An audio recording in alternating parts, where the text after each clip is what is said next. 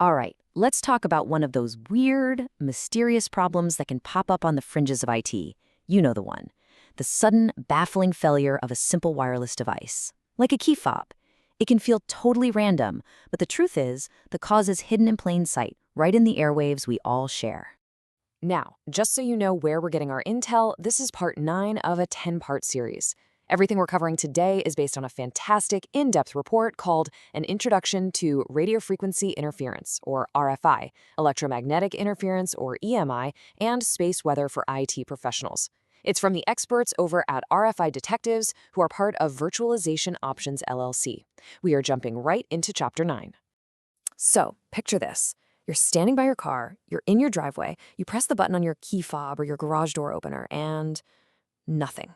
Crickets. You press it again, maybe a little harder, as if that's going to make a difference. It feels like the device just gave up on life. But the real reason is way more interesting, and it has some huge implications for you as an IT pro. So, what is actually going on here? This isn't just a dead battery, which is what we all think at first, right? The answer lies in this unseen and frankly pretty chaotic part of the wireless world. To solve this little mystery, we need to understand the environment these devices are forced to live in. And that environment is called the ISM bands. That stands for industrial, scientific, and medical. These are basically specific slices of the radio spectrum that were originally carved out for some very specific, high-powered jobs. You can think of them as the Wild West of the airwaves. And when I say they weren't for communication, I really mean it. These frequencies were meant for things like giant industrial microwave heaters, powerful medical equipment for a process called diathermy, and all sorts of scientific research. Sending a signal to open a door, not even on the radar. But because these bands were already noisy from all that industrial work, regulators figured, hey, let's open them up for low-power, unlicensed consumer gadgets. And just like that, a crowded, completely unregulated playground was born. This is the unseen world where our key fobs and a million other devices have to operate. This brings us to the one fundamental rule of the ISM bands, and this comes straight from the FCC. Any device using these frequencies gets a free pass, but there's a huge catch. It must accept any interference it runs into, and it can't cause problems for anybody else. That's the key. Your key fob has absolutely no right to a clear channel. The report uses a great analogy for this. Think of it like a crowded public park. Anybody can come in and have a picnic or play catch, but no one gets special treatment. Your key fob is trying to whisper a secret to your car, but right next to it, some industrial machine might be shouting at the top of its lungs. The whisper gets lost. No one gets priority. And the specific little patches of grass in this park where our devices are trying to talk are usually around 315 or 390 megahertz.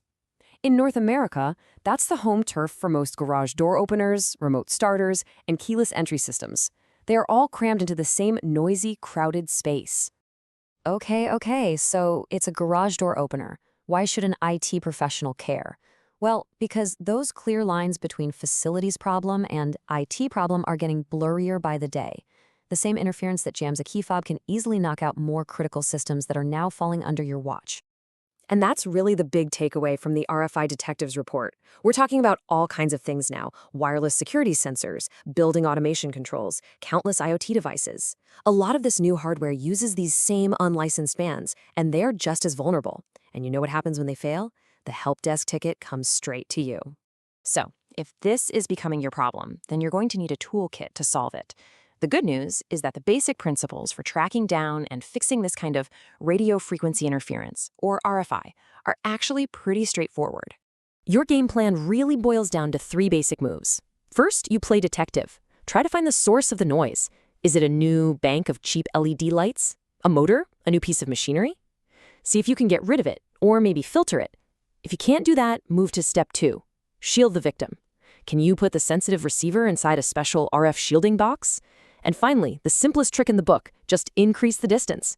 Physically separate the thing making the noise from the thing trying to listen. You'd be amazed how often just a few extra feet can solve the entire problem. And all this brings us to a huge, looming question for the future.